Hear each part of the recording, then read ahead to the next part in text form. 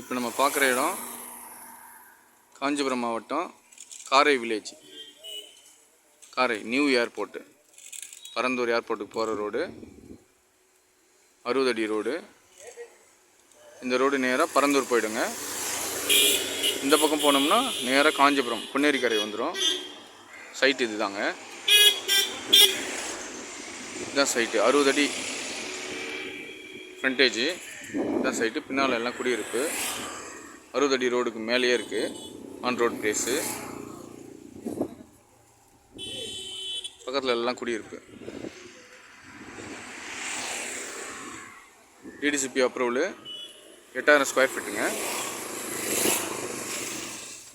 விலை 3500